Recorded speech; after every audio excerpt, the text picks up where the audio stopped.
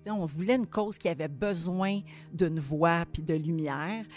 Les préposés, les infirmières me disaient, ben voyons, Madame Bélanger, vous ne pouvez pas garder cet homme-là à la maison, il y a trop de besoins, c'est trop intense. Et quand ils arrivent chez nous, on leur fait une place. Ils sont chez eux. Ici Marine Orsini, je vous souhaite la bienvenue à Des histoires qui résonnent, le balado des proches aidants.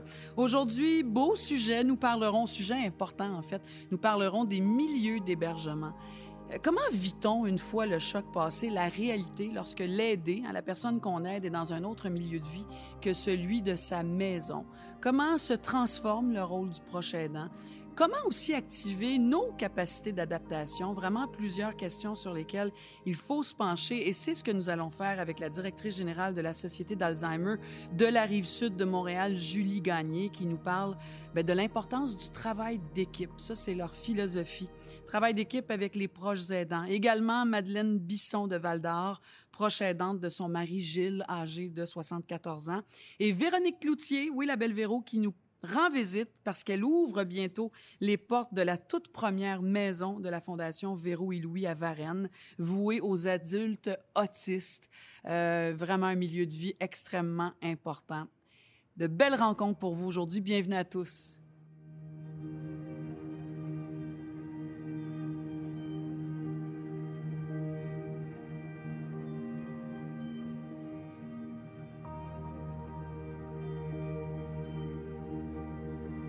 Dans le cadre de notre thématique « La vie en hébergement », nous avons le plaisir d'accueillir une fille qui a décidé, en duo avec son mari, de s'impliquer, puis pas à peu près, auprès des adultes autistes pour qui, quand on regarde ça, le futur pourrait vraiment sembler incertain, inquiétant, limité même, parce qu'après l'âge de 21 ans, les services offerts aux autistes sont presque non-existants.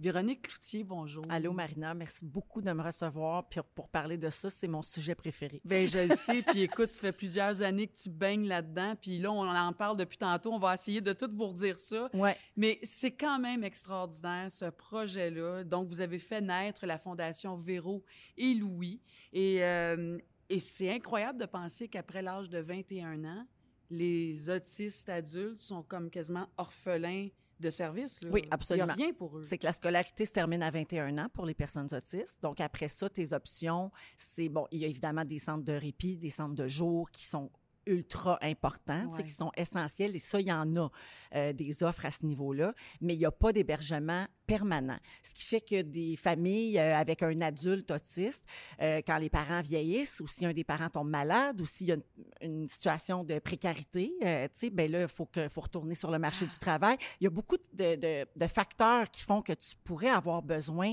que ton enfant vive ailleurs que chez toi. Puis, il y en a pas vraiment d'options. Donc, en ce moment, une personne autiste de, je sais pas, 25, 30, 50 ans peut se retrouver dans un CHSLD qui n'est pas du tout adapté à ses besoins. Il existe aussi des ressources intermédiaires, il y a des familles d'accueil, il y a des gens qui veulent leur bien, qui veulent les aider, mais c'est jamais une solution permanente où tu te dis, bon, maintenant, mon enfant habite là, c'est sa maison pour la vie.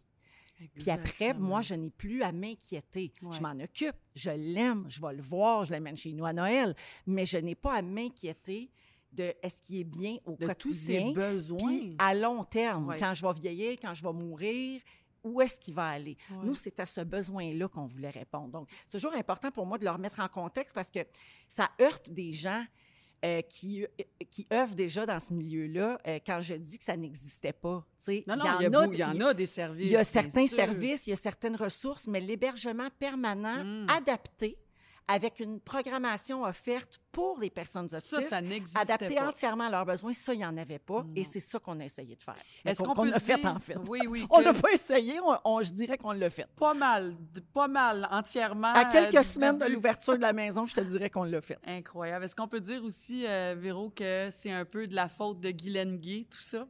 Oui, absolument. Guylaine, que les gens connaissent sûrement, qui est humoriste, chroniqueuse, animatrice. Guylaine fait toutes sortes de choses. Oui. Tu la connais très bien. Elle a travaillé avec toi longtemps.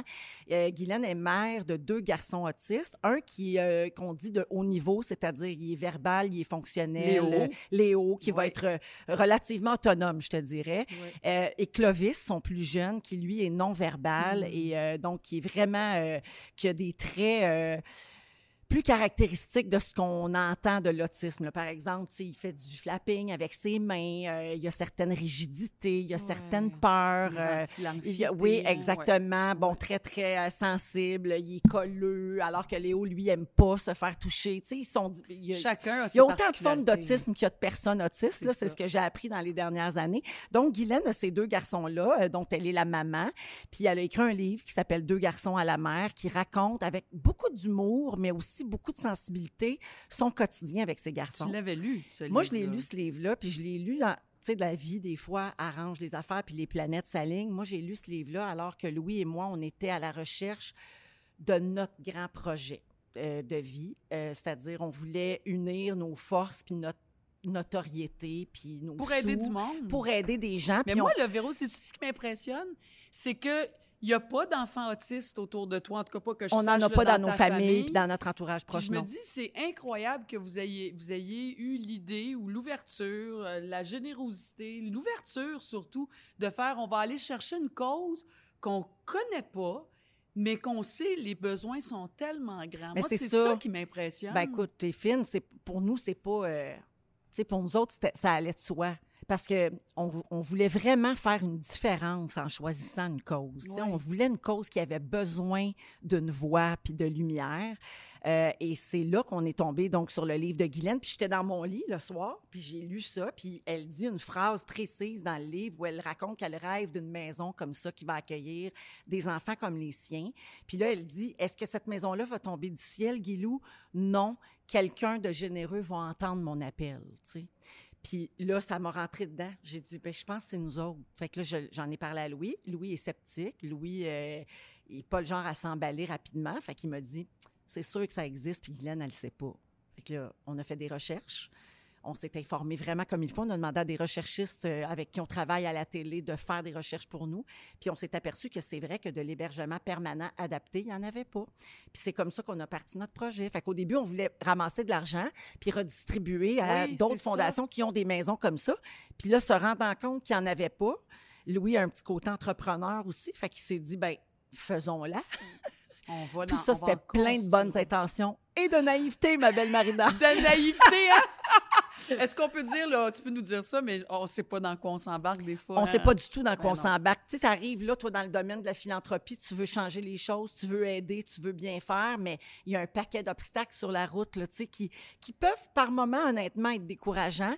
Puis c'est là que c'est important de toujours se ramener à ton idée de départ. Qu'est-ce que je veux faire avec ça? Je veux aider les familles. Puis donc, tu te raccroches à ton intention première, tu sais, qui est de faire du bien puis d'aider. Exact. Puis, tu sais, au départ, vous auriez pu, effectivement, comme tu dis, là, ramasser bien de l'argent puis aider dans des services. Mais non, vous avez décidé de faire quelque chose qui n'existait pas. Et c'est un gros projet. Ouais. C'est gros. Parle-moi de cette maison-là. Je sais que tu en as parlé souvent, mais là, on a du temps aujourd'hui pour en parler. Il n'y a pas de limite de temps. C'est une maison qui va accueillir 20 résidents. Jusqu'à 20 résidents par maison. Exactement. Donc là, il y en a une de faite. Elle est bâtie, elle est prête à ouvrir. Elle est à Varennes, sur la rive sud de Montréal. La Ville de Varennes nous a donné un terrain au tout début, quand on a annoncé le projet. Ils vous ont donné le terrain, oui. Tu sais, ça prend beaucoup de gens avec du cœur pour mettre sur pied des projets de cette envergure-là. Donc, la Ville de Varennes a levé la main tout de suite parce qu'on avait établi avec le ministère de la Santé que c'était en Montérégie que les besoins étaient les plus grands et les plus urgents. C'est une demande du ministère de s'établir d'abord sur la Rive-Sud. C'est pour ça. C'est comme ça que c'est arrivé. Et donc, sachant ça, tout de suite, la Ville de Varennes a dit, nous, on va vous accueillir. Ça va nous faire plaisir. Donc, le maire de Varennes, Martin Danfous, qu'on salue puis qu'on remercie, qu'on a rapidement rencontré. Lui, dans son conseil de ville, il y a une collègue qui a un enfant autiste adulte. Oui. Donc, il était sensible à ça. Je pense que c'est elle qui lui a parlé de la Fondation Véro et Louis. Donc, on s'est alliés, puis ils nous ont donné un terrain. Là, après, on a fait faire des plans avec beaucoup de recherche parce que c'était un milieu adapté qu'on voulait. Donc, c'est pas juste... voici une bâtisse avec des aires communes, des chambres, puis c'est tout. Il fallait adapter le son parce que les personnes autistes sont sensibles au bruit. Donc, ça prenait des plafonds acoustiques partout. Ça prend des plafonds d'une certaine forme dans lesquels il n'y aura pas trop d'écho. La lumière, oui, beaucoup de lumière naturelle, pas de néon dans la maison parce qu'ils ne sont pas capables de tolérer ça pour la plupart. Il y a toujours des exceptions, Bien mais sûr. disons qu'on fait des généralités. Les miroirs dans les salles de bain sont dans des armoires, ils sont fermés. Fait que si tu veux te voir, il faut que tu ouvres les armoires parce que la majorité des personnes autistes n'aiment pas se voir dans le miroir, ont peur dans certains cas de leur reflet. Donc, si tu veux utiliser le miroir, il faut que tu l'ouvres. Quand tu rentres dans la salle de bain, tu ne feras pas un cri ou un saut à chaque fois que tu te vois. Il y a des points de fuite. Les lignes droites, c'est important pour les personnes autistes. Donc, quand tu entres dans la maison, c'est un long corridor avec un faisceau de lumière qui t'indique comme « voici » la où direction, tu te diriges. là, oui. Les tapis amortissent le bruit. Tout ça a été pensé. Donc, c'est le fruit d'une très longue recherche, d'un travail en collaboration avec les architectes. On l'a dit tantôt, ça fait 5 ans là, que vous Atelier êtes TAG. là-dedans. Ça a pris 5 ans là, entre le début du projet, là, quand on a lancé la fondation, puis l'ouverture de la maison. Tu peux retrancher 1 an de pandémie parce que ça nous a retardé. L'année dernière, on aurait été prêt à ouvrir, mais avec les mesures sanitaires, c'était pas possible. Puis trop d'incertitudes, puis des chantiers de construction arrêtés. Donc, on a retardé d'1 an. Fait que, disons 4 ans. 4 années bien remplies pour arriver à l'ouverture là, de la maison. Donc, on a engagé du personnel. Puis à partir du moment où on accueille les résidents, ben là, il y a un autre programme de recherche qui commence pour la programmation qui est offerte dans la maison. Parce que c'est pas un parking, tu comprends? Non, Non, mais tu sais, moi, mettons, je suis maman d'une personne autiste de 25, 30, 35 ans. Je fais le choix que mon enfant aille vivre dans la maison Véro et Louis pour des raisons qui m'appartiennent et qui sont toutes valables, là, tu sais. Bien, je veux quand même pas que mon enfant soit assis dans sa chambre ou dans une chaise berçante toute la journée. Il faut qu'il y ait d'abord le maintien des acquis. Donc, ce qu'ils ont acquis à la maison, là, on veut pas perdre une certaine forme d'autonomie, il ne faut pas perdre ça. Puis, il faut aussi stimuler vers une autre forme d'autonomie. C'est une clientèle qui ne pourra jamais aller vivre tout seul en appartement. T'sais, ils sont semi-autonomes, ils ont besoin d'assistance pour la plupart des tâches du quotidien. Mais on veut renforcer cette autonomie-là à l'intérieur des murs de la maison, puis vivre aussi en groupe, puis en communauté. Puis, fait qu'il va y avoir toutes sortes d'ateliers d'offerts dans la maison avec des éducateurs spécialisés. Fait que, tu sais, tout ça, là, ça a été longuement pensé, réfléchi. Avec plein de spécialistes autour de vous. Avec plein là. de spécialistes. C'est pas juste inventé. Non, puis tu sais, l'Université de Montréal, puis l'UQAM, puis l'Université à Trois-Rivières, qui sont comme, ils ont vraiment, sont très spécialisés en technologie, justement, au niveau de ces besoins-là, chez les personnes autistes, chez les personnes handicapées, tout ça. Fait qu'on s'est entouré de plein de monde. Tu sais, vraiment, là, ce qui est important pour moi, c'est que les gens comprennent que c'est pas un bloc appartement ou une bâtisse. C'est un milieu de vie. C'est beaucoup plus que ça. C'est un milieu de vie. Ouais. Ça, j'aime bien cette expression-là. J'ai envie qu'on parle des familles.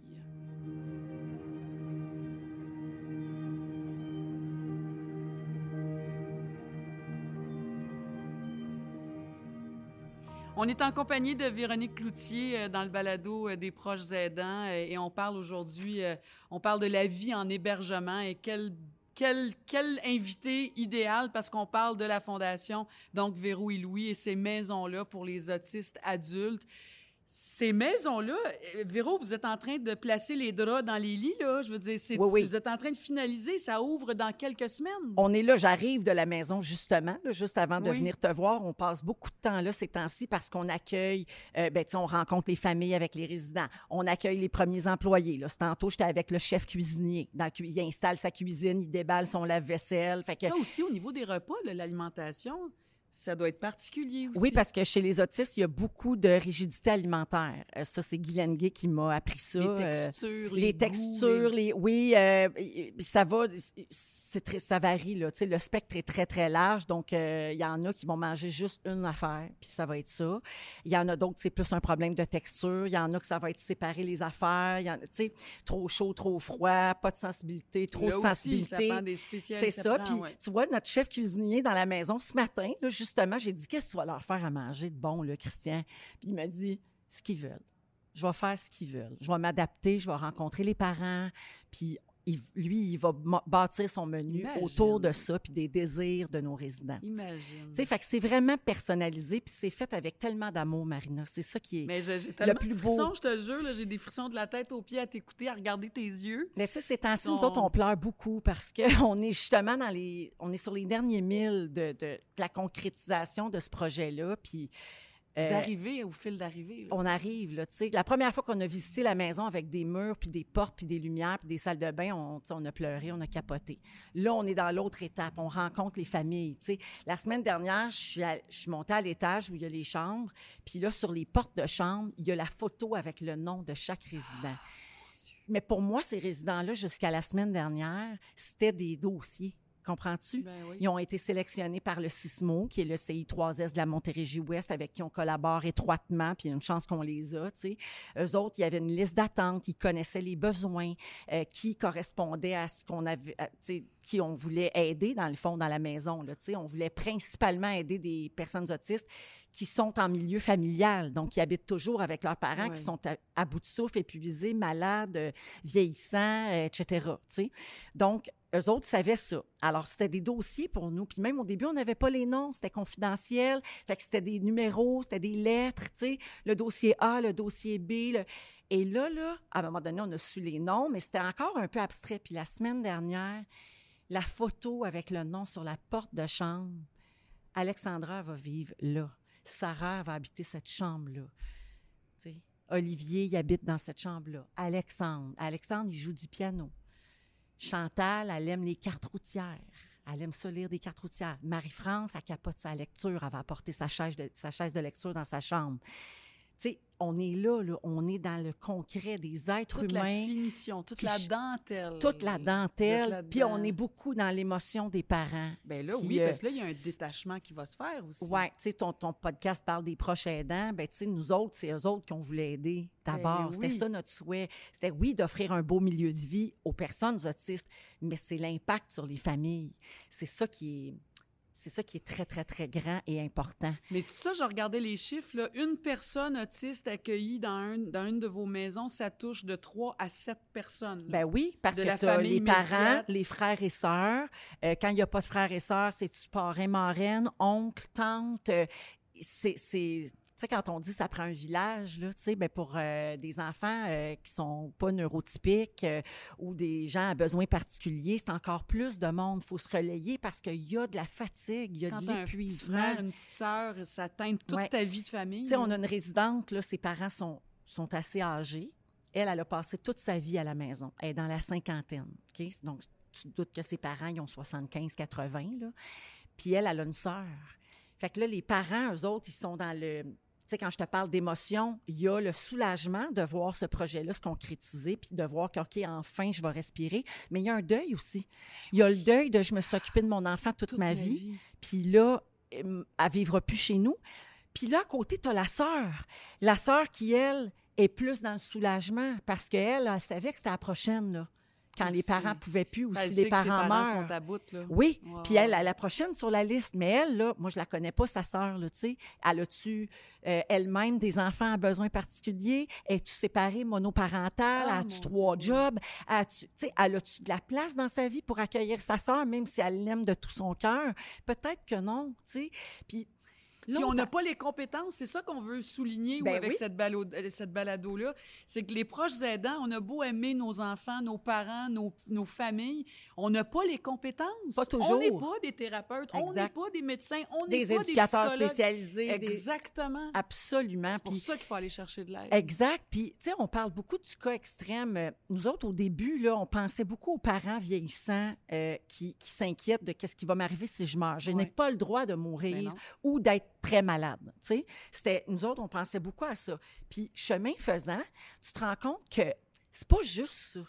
C'est aussi que quand la vie est faite d'une certaine manière, quand on décide d'avoir des enfants, ben c'est parce qu'on va les élever, les éduquer, on va les amener à l'âge adulte. Notre but, c'est de les rendre autonomes, puis qu'un jour, ils fassent leur vie. Puis là, dans le meilleur des cas, peut-être qu'on va être grands-parents, puis on va prendre nos petits-enfants de fin de semaine de temps en temps, puis on va aller dans le sud avec notre fille puis sa famille. Ça, c'est le scénario Ça, idéal. c'est la vie. C'est ce qu'on Parfait. rêve Puis quand tous. je vais prendre ma retraite, là, je vais pouvoir jardiner avec mon mari dans mon jardin, ou je vais pouvoir partir en Winnebago, en Floride, l'hiver. Ouais. Tu sais, c'est comme ça qu'on s'imagine notre vie. Ouais.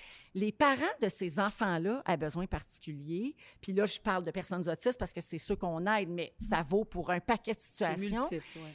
Les proches aidants, ils ont aussi le droit d'avoir ces rêves-là, puis ce répit-là, tu comprends? De poursuivre leur rêve, de continuer à avoir des rêves. Oui, tu sais, c'est pas normal qu'à 62 ans, tous les jours encore, tu brosses les dents de ton fils, que tu le rases, que tu Qu'il y en le a fasses à 25 manger, ou 32 qu'il y en a ou 40, 25, 32. Tu sais, Ouais. c'est pas supposé d'être comme ça, la vie.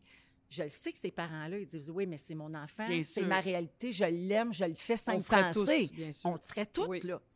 Mais ils ont-tu le droit, à un moment donné, de dire, hey, Je vais penser un petit peu à moi moi. aussi, là, il faudrait que je respire un petit peu. Puis je vais avoir Tu sais. la tête tranquille, parce que je sais que mon enfant est dans un lieu Il va être où bien. il va être bien, où il va être bien. heureux. Ouais, Exactement. Puis ils font face aussi à un paquet de jugements. Tu sais, il y a une maman d'une de nos résidentes, quand on lui a demandé qu'est-ce que tu réponds aux gens qui disent, hey, franchement, tu sais, placer son enfant, ça se peut-tu, tu sais.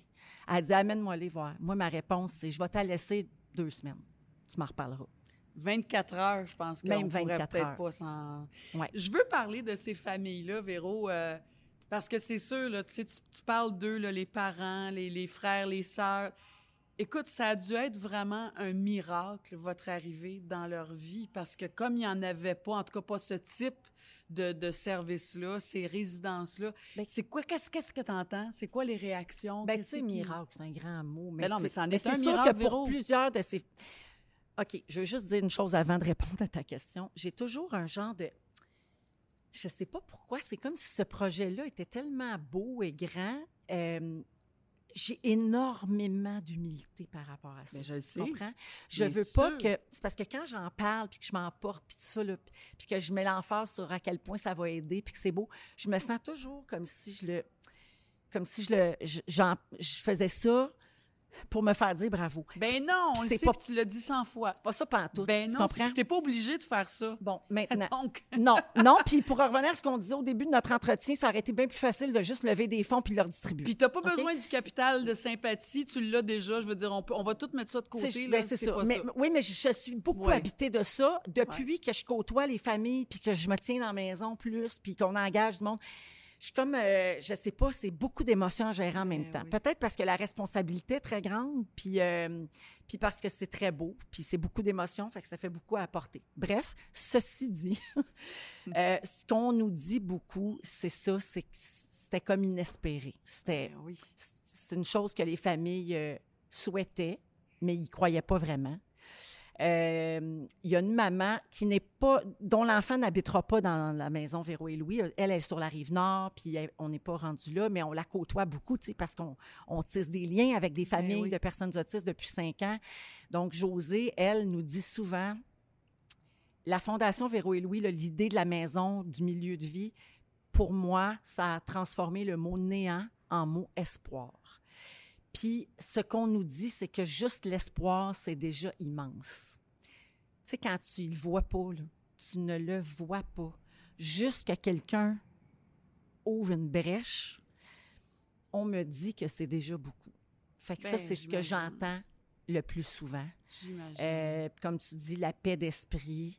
Puis, tu sais, dans les cas plus extrêmes, on a des résidents dans la cinquantaine, nous autres. Là, les parents vont s'octroyer le droit de mourir. Peux-tu croire à ça? Peux-tu croire que quelqu'un puisse se dire, bon, ben là, Je peux partir en j'ai paix. presque 90 ans, je vais pouvoir partir en paix après avoir passé une vie à me demander, Qui va Où va m'aider? aller mon Où fils? va aller mon enfant? tu sais, c'est beaucoup, là. Fait que c'est ça que les gens nous disent le plus. Et là, Véro, aussi, le but, c'est d'avoir, je pense, c'est 5 maisons, 4 autres, 5 au total. C'est ça, là? On avait annoncé ça au départ, quand on était un peu naïf puis qu'on est parti dans nos grandes affaires. Ouais. Là, maintenant qu'on sait le travail que ça représente, ce qu'on veut faire, c'est vraiment marché main dans la main avec d'autres fondations qui ont des Oui. projets similaires aux nôtres. Là, nous, là, on a fait un genre de défrichage auprès du Vous avez gouvernement. la Bible. On a la Bible. C'est tu sais, ça. la bâtisse, c'est telle que telle. Elle est adaptée, tout ça. Oui, tu peux suivre le modèle. Tu peux la faire plus petite, plus grande, plus longue, plus haute, selon le terrain Oui. que tu auras, en milieu rural, en Pour milieu 30, urbain. pour 50, Oui, peu tu sais, ça, importe. ça s'adapte. Puis ça, c'était le bout plus facile, je te dirais. Oui. Le plus grand défi, c'est le partenariat avec le gouvernement. Parce que les services à l'intérieur de la maison sont couverts par le gouvernement. Ils nous octroient un montant par résident par année. On a fait une entente avec le gouvernement sur 10 ans. Qui est renégociable, rediscutable. Mais nous autres, là, tout ce défrichage-là, c'est ça qui a pris 5 ans. Tu comprends? Et là, maintenant que la maison ouvre, là, c'est à nous de faire la démonstration sur les 24 prochains mois que ça fonctionne, que c'est utile. Et qu'on peut et on doit reproduire ça. Alors maintenant, prenez notre deal à nous autres, là, Ouais. puis donnez-le à tous les autres qui veulent le faire, pour pas qu'eux aient à se retaper le même chemin. Ben, c'est ça, on Parce a que- le livre d'instruction. Oui, là. puis tu l'as dit tantôt, nous autres, Louis puis moi, on n'a pas d'enfants autistes. On n'est pas des parents à bout de souffle épuisés de s'occuper d'un enfant ou d'un adulte autiste à la maison ou handicapé.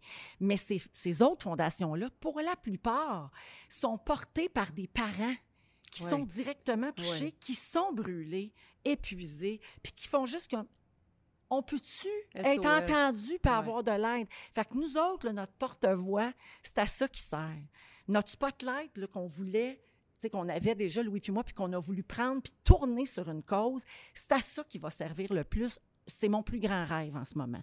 Que d'autres maisons naissent aux 4 coins de la province à partir de ce modèle-là.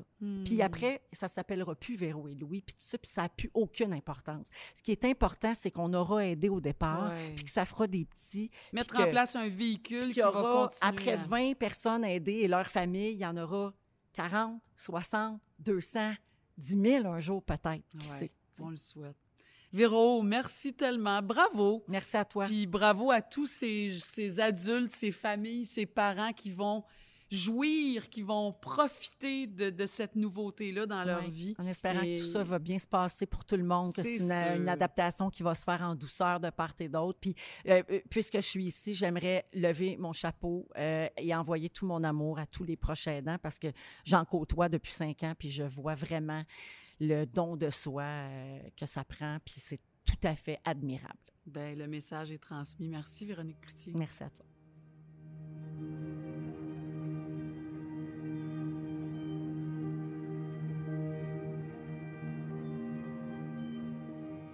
Madeleine Bisson-Bélanger est mariée depuis 47 ans à Gilles. Ensemble, ils ont eu un garçon et une fille, électricien de métier. Le 21 décembre 2011, à précisément 16h30, Gilles a reçu un diagnostic de démence frontale temporelle.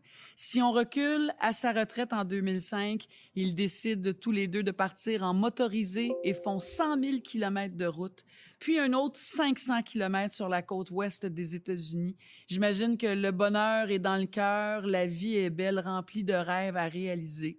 Madeleine Bisson, le 21 décembre 2011, il paraît que vous avez pleuré quand vous avez reçu le diagnostic pour votre mari. Je pense que ça se peut pas ne pas pleurer quand on reçoit un diagnostic pareil, qu'on a pris une retraite, qu'on a commencé à faire des voyages extraordinaires, qu'on a commencé à profiter de la vie après avoir tant travaillé, j'oserais dire. C'est certain que ça a été un choc, ça a été un moment difficile à passer, mais avec un conjoint qui me regarde puis qui me dit « Pourquoi tu pleures? » Ben, je lui dis « Écoute, c'est un diagnostic quand même, est-ce que tu as bien compris? » Il me dit « J'ai très bien compris. » Ben, j'ai dit, c'est pas le fun. Fait qu'il me dit, ben non, mais il n'y a pas de souci, on va faire tout ce qu'on peut, on va tout faire, mettre tout ce qu'on peut tout de suite en marche pour en profiter le plus longtemps possible. Et puis, écoute, on va faire les plus belles choses qu'on peut faire là, pour les années à venir. Parce que lui, il pleurait pas. Gilles ne pleurait pas, lui. Gilles, c'est un résilient. Gilles, c'est quelqu'un qui prend les coups, qui fait ce qu'il peut faire de mieux après avec ce qui arrive dans la vie. Ça a été un éternel optimiste. Alors, pour lui, c'était sa phrase qu'il me dit toujours, c'est la vie.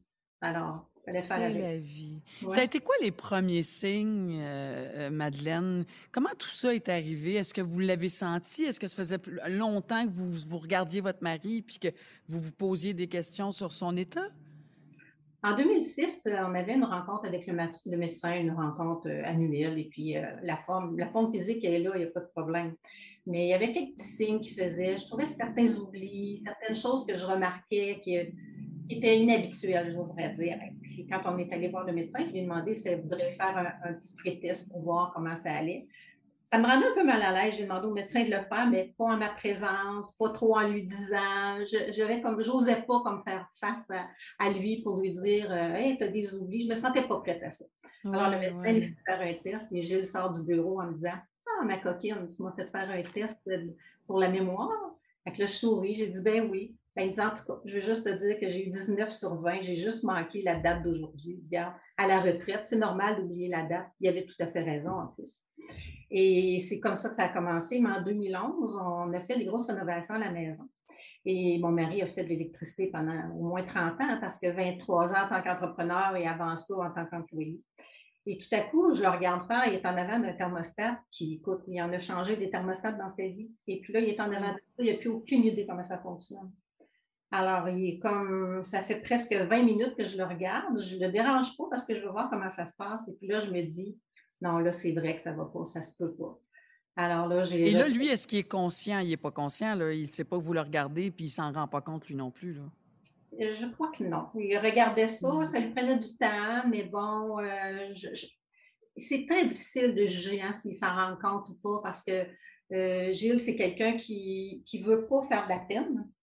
Alors, il s'arrange toujours pour que ça aille bien. Alors, je ne suis pas Ouais. certaine qu'il m'aurait dit Hey, ça ne va pas. Je ne pense pas que ça pourrait être venu de lui. Mais moi, quand j'ai vu ça, j'ai fait non, là, c'est vrai que ça ne va pas. Alors là, j'ai recontacté mon médecin de famille. Là, j'ai demandé d'aller plus loin dans les tests et tout ça. Et c'est là que Ouais. tout ça s'est enclenché.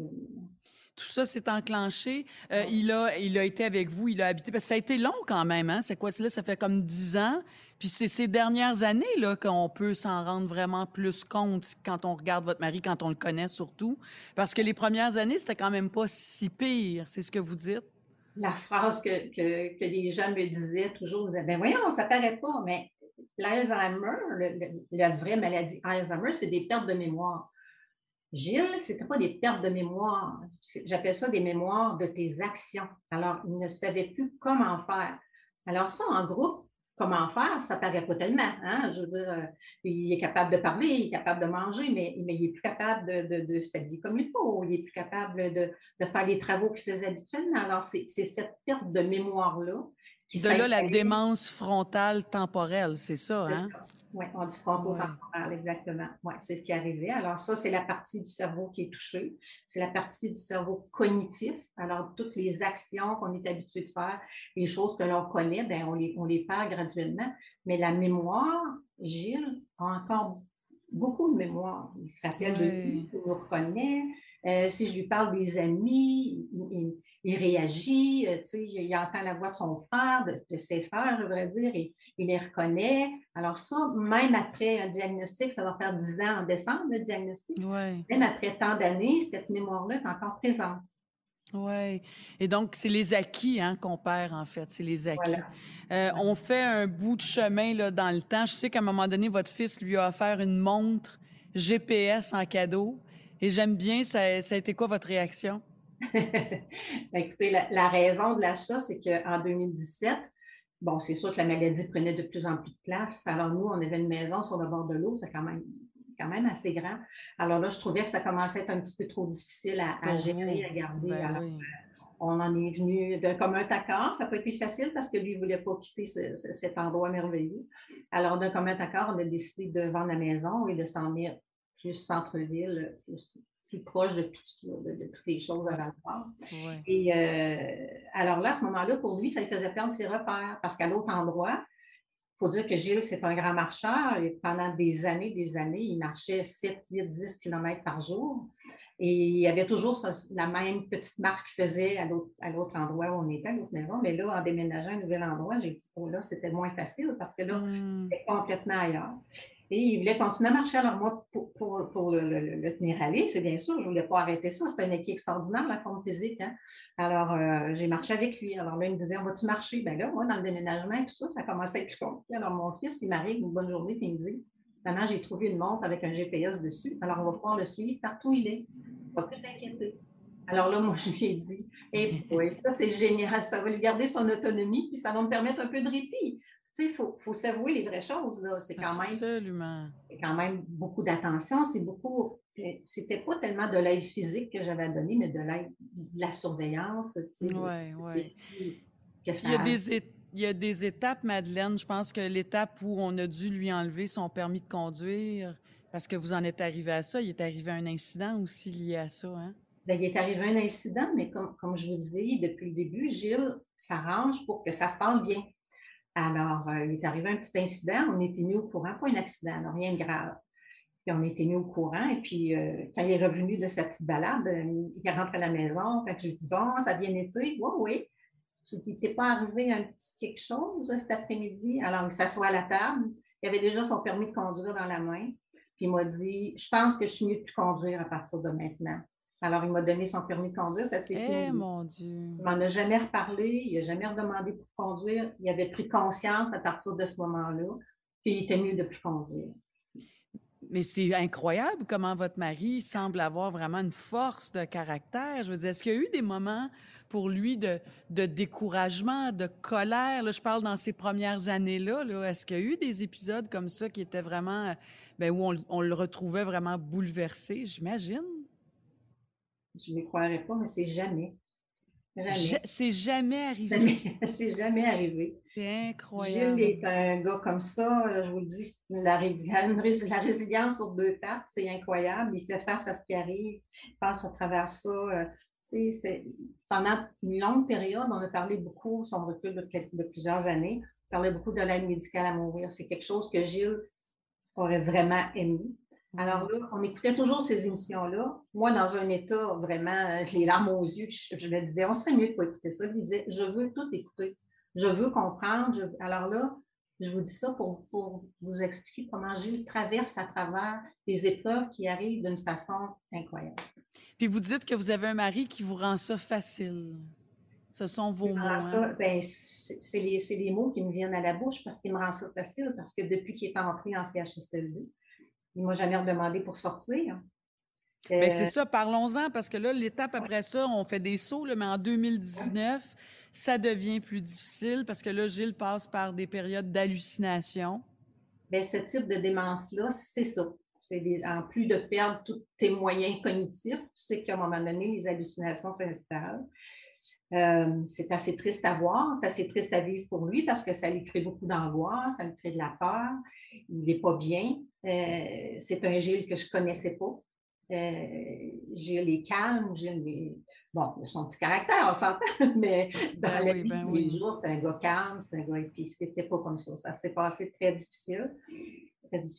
Alors, ça a commencé fin 2018, mais je dirais que janvier, février, mars 2019, ça a été des mois très difficiles, où ça s'est intensifié, où ça a pris beaucoup de place, ou même si j'avais de l'aide à la maison, il y avait des organismes qui venaient me donner un peu de répit. Ça ne marchait pas parce que c'était trop intense pour lui. J'avais quand même des petites techniques qui l'aidaient. Je lui ai commencé des livres audio pour le calmer. Il y avait des écouteurs sans fil, il écoutait des livres. C'est un gars qui aimait beaucoup lire, il était capable.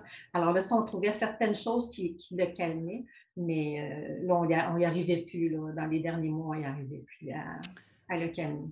Donc, justement, on n'en arrivait plus. Donc, ça nous amène à la décision difficile de parler d'hébergement, de lui trouver un endroit sécuritaire pour lui puis pour tout le monde en même temps. Ça a été comment, cette étape-là? Donc, un premier CHSLD? Oui, un premier CHSLD, pas très loin de chez nous. Il y a un CHSLD qui est très reconnu. Alors, j'ai dit, bon, ben pourquoi pas, on va essayer pour un répit, parce que là, les enfants commencent à me dire, maman, ça n'a pas de bon sens, à un moment donné, il faut que tu commences à penser à toi, parce qu'à travers tout ça, on s'oublie, on ne se rend pas compte comment ça va vite, comment c'est intense, comment on s'implique, comment on se donne, on s'en rend. C'est du 24 heures sur 24. Au moment où on commence à craquer, de temps en temps, on pleure, de temps en temps, on dort moins, tout ça s'installe avant les enfants, ils m'ont, je dirais, presque forcé à l'amener dans un répit. Alors, eux sont allés le reconduire parce que je ne m'en sentais pas capable, mais le matin même, pour la première période de répit, vers 10 heures, je lui dis, bon, vous m'excuserez, je l'appelle Minou. Alors, je lui dis, Minou, oui. Minou, aujourd'hui, tu vas aller en quelque part pour aller te reposer, prendre un peu de temps pour toi, puis je vais prendre un peu de temps pour moi. Ils vont prendre soin de toi, ils vont s'occuper de toi, ça va bien aller. Ah, il me dit, ben oui, c'est quand je vais. Là, Très ah, volontaire, bonne absolument, idée. absolument. Alors là, il dit, est-ce que je peux t'aider à faire ma valise? Là, j'étais comme, ben oui, on peut. Qu'est-ce que tu vas apporter? Alors là, on a fait ça ensemble, il a dîné. Après le dîner, il était comme prêt. Là. Il disait, bon, ben quand est-ce que je viens? Alors, les enfants sont allés le nuit. Mais ça a été une moins belle expérience, pas à cause du centre, parce que c'était un très bon centre, mais parce que sa période d'hallucination, cette fin de semaine-là, c'était très intense, il y a eu des choses. Bon. Alors, quand on est retourné le chercher, il m'a dit plus jamais je vais venir ici. Alors là, ça, c'était clair. À ce moment-là, ben, Donc, on il a est comme... retourné chez vous. Il est retourné chez moi, ouais, parce que c'était vraiment pour un répit. Ça a été 3 jours.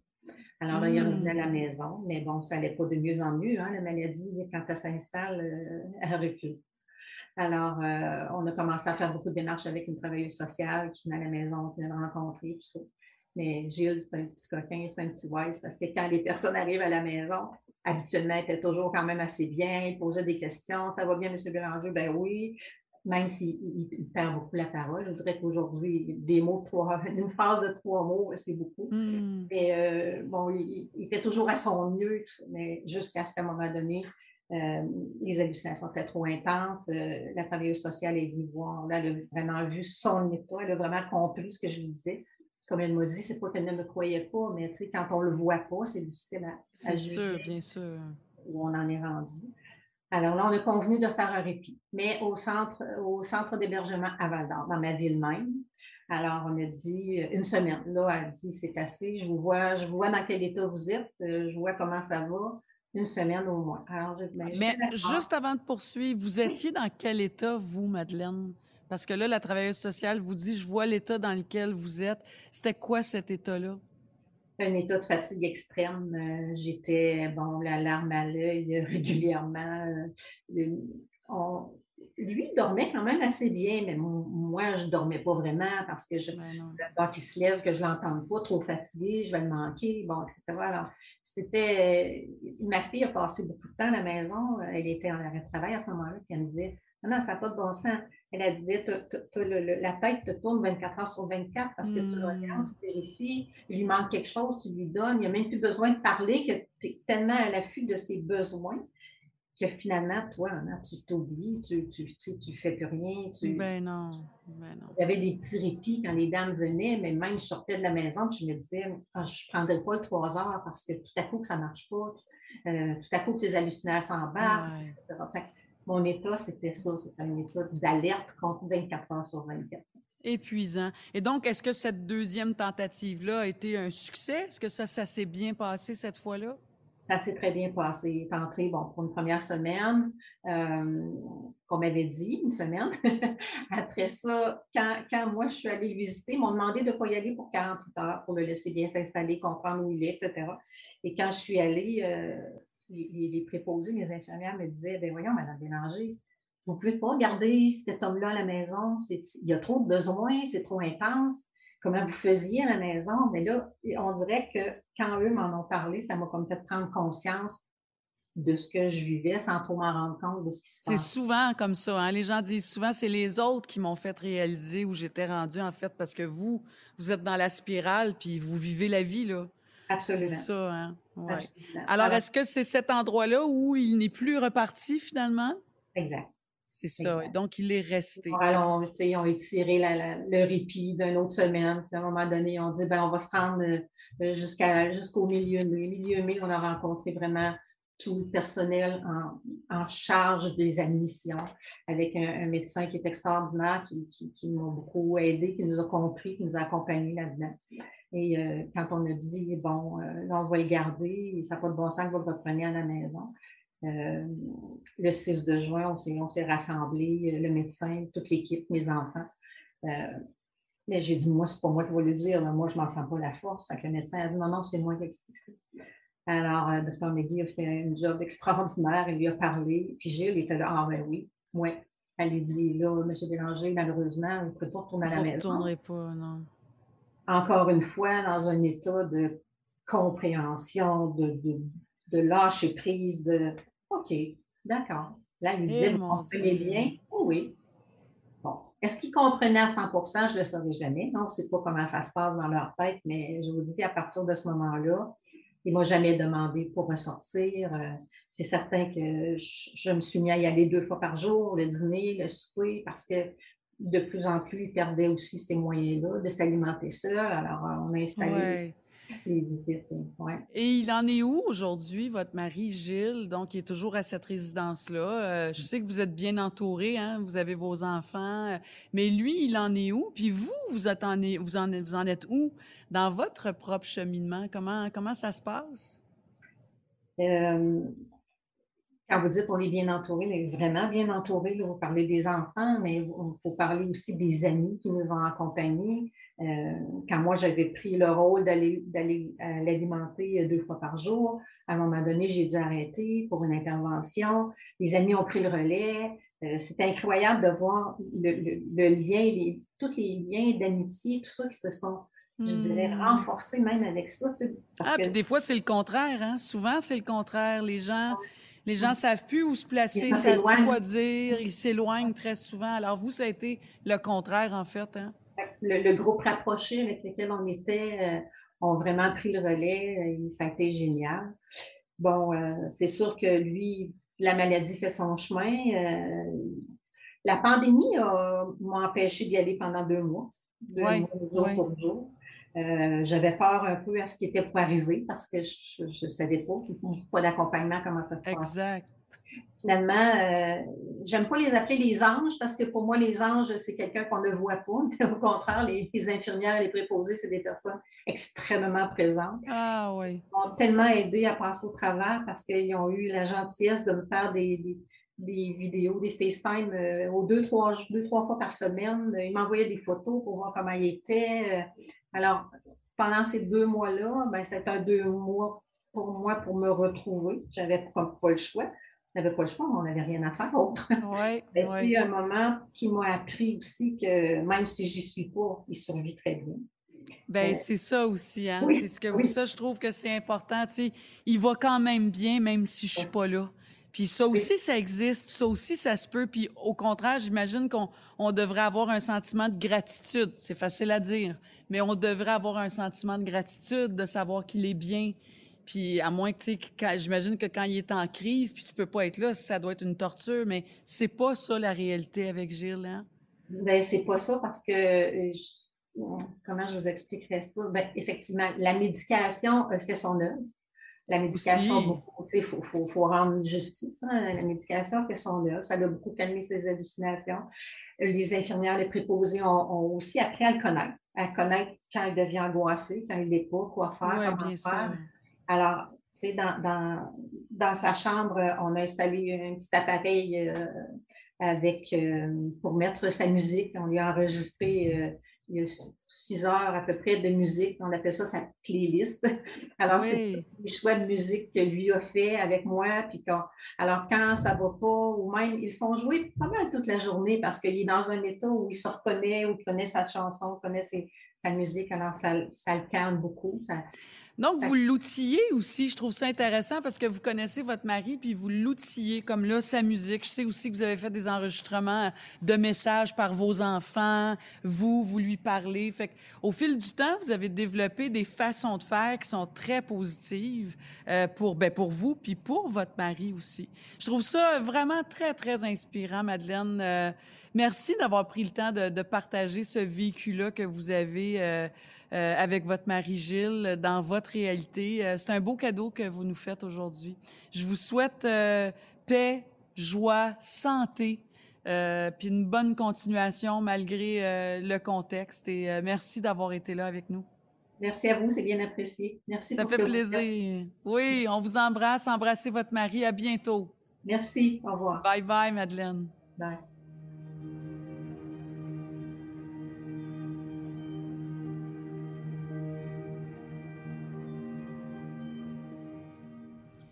La Société d'Alzheimer de la Rive-Sud de Montréal offre des services de répit, des formations pour comprendre la maladie, comment vivre avec elle, interagir aussi avec la personne malade. Il y a la maison Campanile, qui est une résidence qui accueille des personnes atteintes de la maladie au stade léger ou modéré.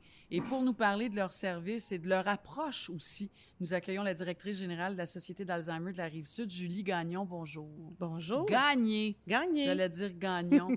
Et j'aime ça, vous venez tout juste de vous asseoir, Julie, puis vous dites « Je suis tellement à ma place dans mon travail. » Je suis à ma place. Ça, c'est tellement le fun d'entendre ça, là, dès le départ en plus, parce que je trouve que c'est rassurant. C'est vraiment un plaisir de vous accueillir aujourd'hui. On parle d'hébergement. Moi, je pense, c'est sûr que de penser à un milieu d'hébergement pour la personne qu'on aime, qu'on aide, qu'on accompagne, c'est sûr que c'est une étape majeure, c'est une étape qu'on sait douloureuse. Ça peut être même un choc autant pour l'aider que l'aidant, évidemment. On utilise souvent le mot « placer ». Il faut que je place ma mère, il faut que je place mon père. Bien là, je suis rendue à l'étape, il faut que je place mon mari. Et vous, vous dites, c'est pas ça pantoute qu'on fait, c'est pas ça pantoute qui se passe. Non, on place pas les gens. Les gens, les proches aidants nous amènent pas la personne aimée en disant « Allez-y, là, occupez-vous-en, je suis plus capable ». On voit pas ça. Ce qu'on voit, c'est un long cheminement au niveau des proches aidants qui depuis longtemps vont aider la personne du mieux qu'ils peuvent, soutenir, répondre à tous leurs besoins. Et à un moment donné, ben le proche aidant s'oublie, hein, on l'a entendu. Ouais. Le proche aidant a une vie, soit qu'il y a des enfants qui travaillent, essaient Doit d'aider avoir maman, une oui. vie, hein, continuer à avoir une vie. Exactement, et qui essaient d'aider maman et papa au maximum. Par contre, il vient un moment où on a de l'insécurité parce que maman ou papa est encore dans son appartement, le four est resté ouvert, tout ce qu'on entend. Dangers, oui. Et là, tranquillement, on se fait à l'idée, mais qu'est-ce qui serait le bon endroit pour papa ou maman? Ou le proche aidant est le conjoint qui, lui aussi, à un moment donné, a besoin d'aide pour des raisons médicales, pour l'âge. Donc, nous, on essaie d'accompagner les gens le plus tôt dans la maladie. Le proche aidant, dès le jour 1 où il commence, d'amener ce processus-là. Et quand ils arrivent chez nous, on leur fait une place. Ils sont chez eux. Exactement. Puis, tu sais, je parlais du choc. Hein, ça peut être un choc pour l'aider, c'est un choc pour l'aidant.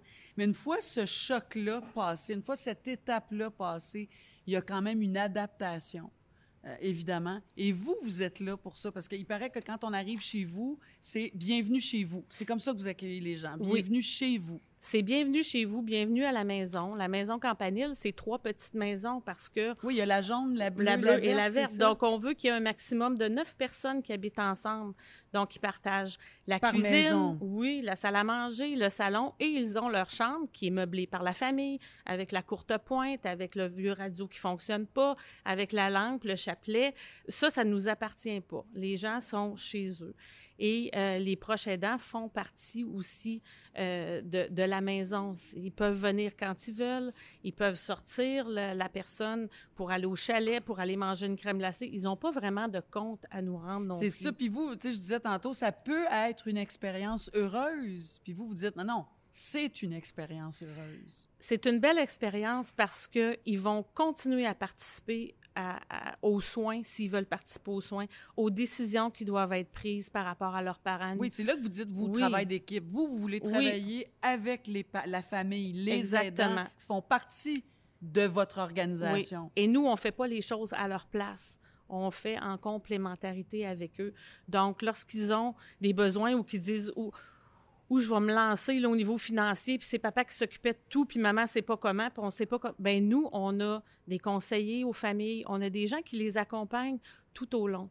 Et les proches aidants apprennent à se connaître entre eux, puis découvrent qu'ils ne sont pas seuls. Puis on offre une variété de services comme la formation sur la maladie, des cafés proches aidants où les gens peuvent aller ventiler avec quelqu'un qui sait vraiment, vraiment ce qu'ils vivent.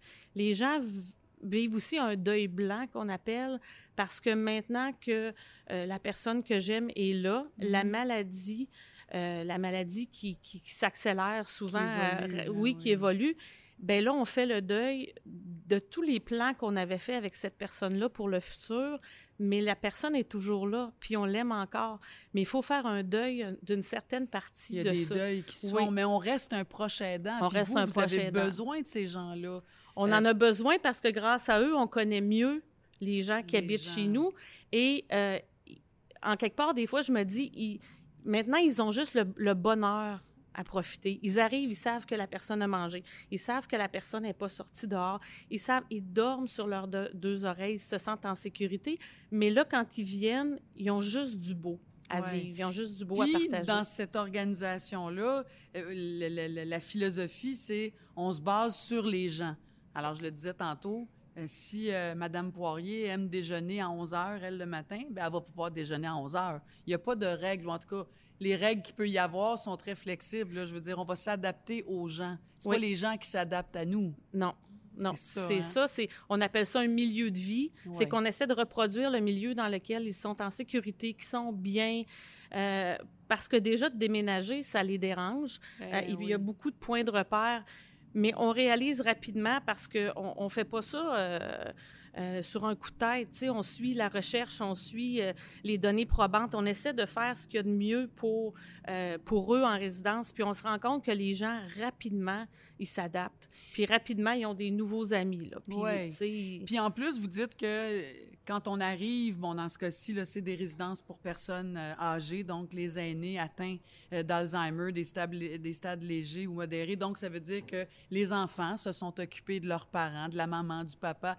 Bien, si c'est vous qui aviez la tâche de faire le lavage de votre mère à chaque semaine, vous pouvez continuer à le faire là, dans ce contexte-là. On a des gens qui aiment le faire parce que maman aime que ses chemises soient comme ça. Puis je voudrais pas que cette chemise-là, elle passe dans la sécheuse ou peu importe. Il y en a qui amènent des petits plats. La majorité du temps, c'est le contraire. C'est que le proche aidant va venir puis va dire, bien, je mange avec vous. Puis on commande des repas de plus. Puis tout le monde s'assoit à la salle à manger ensemble. Ouais. Puis les aidants sont bienvenus à toutes les étapes. Oui. Et vous dites aussi que c'est important pour vous que les familles fassent connaissance des résidents. Hein? La famille de monsieur Poirier, justement, la famille de Mme Saint-Germain. Pour vous, c'est important de créer donc quasiment une famille plus élargie même. C'est exactement ce que c'est. Souvent, c'est ça parce que on va voir qu'il y a des gens qui aiment aller marcher dans la cour. Donc, si toi, Marina, tu viens, bien, tu dis, c'est sûr que je vais amener Madame Champagne, elle aime ça marcher, je m'en vais faire marcher maman en même temps ou une telle aime jouer aux cartes. Donc, il y a un partage qui se fait, mais il y a beaucoup aussi de liens d'amitié qui se créent entre les proches aidants.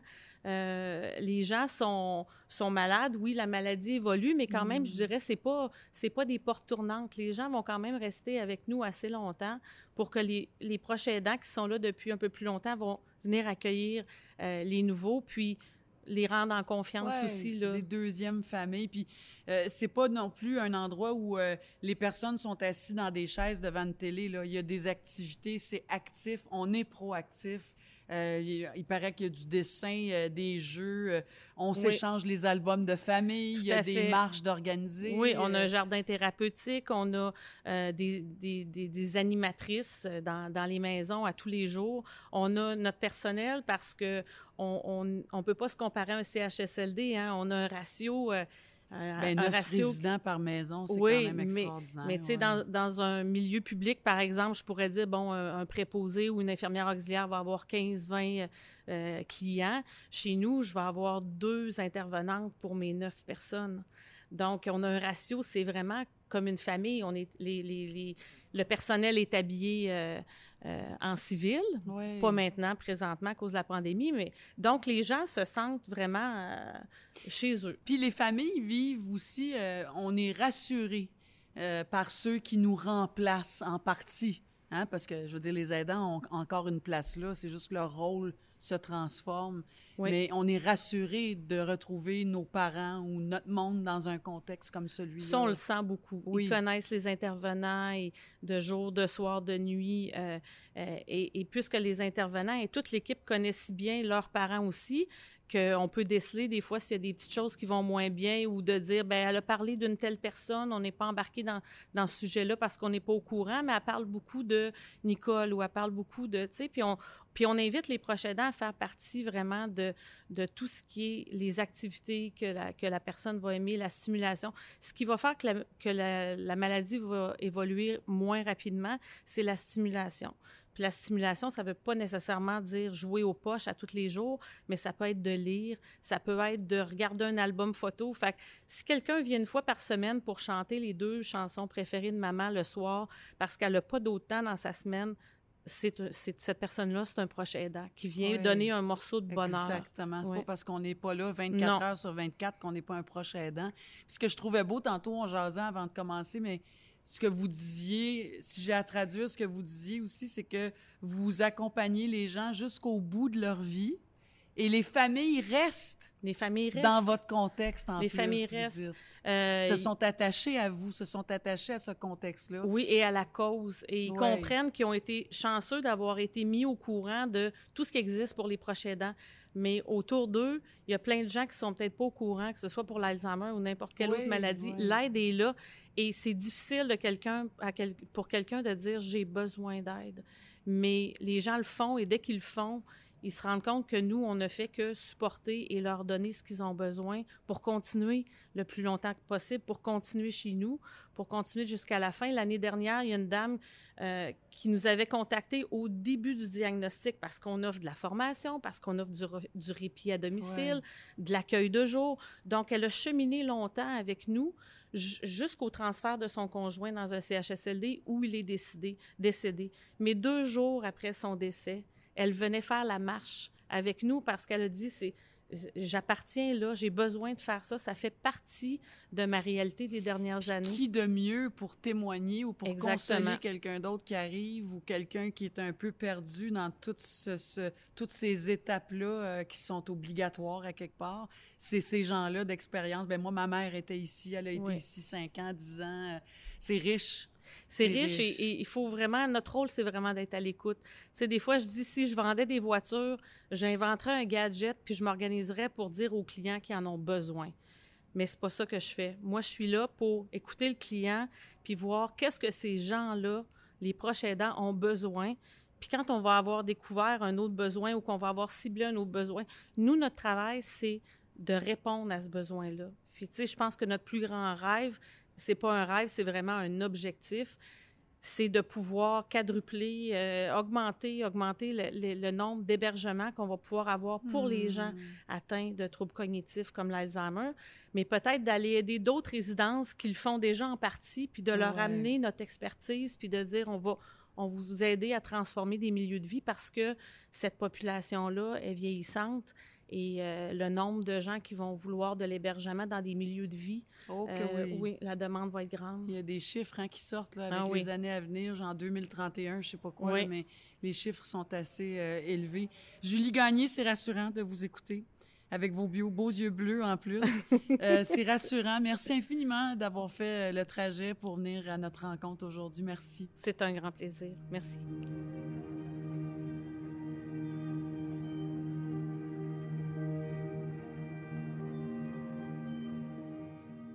Merci à tous nos invités. Julie Gagné, directrice générale de la Société d'Alzheimer de la Rive-Sud de Montréal, Madeleine Bisson, proche aidante, et Véronique Cloutier, qui nous a parlé de la Fondation Véro et Louis.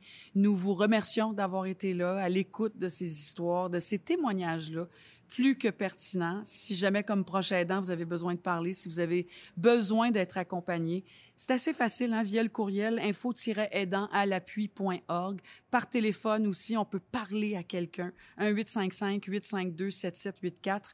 Les conseillères, je vous le dis souvent, sont là pour vous orienter vers les ressources disponibles dans votre région. Et vous avez peut-être envie de partager votre vécu de proche aidant. Ça nous intéresse toujours. Allez au appuibalado.ca dans la section « Témoigner de votre expérience ». Dans le prochain épisode, parce qu'il y en aura un prochain, on est chanceux, on est content, nous allons traiter du deuil. Ça, c'est aussi une autre étape majeure. Alors, on se dit à très bientôt, j'espère, avec des histoires qui résonnent, le balado des proches aidants. Bye bye tout le monde.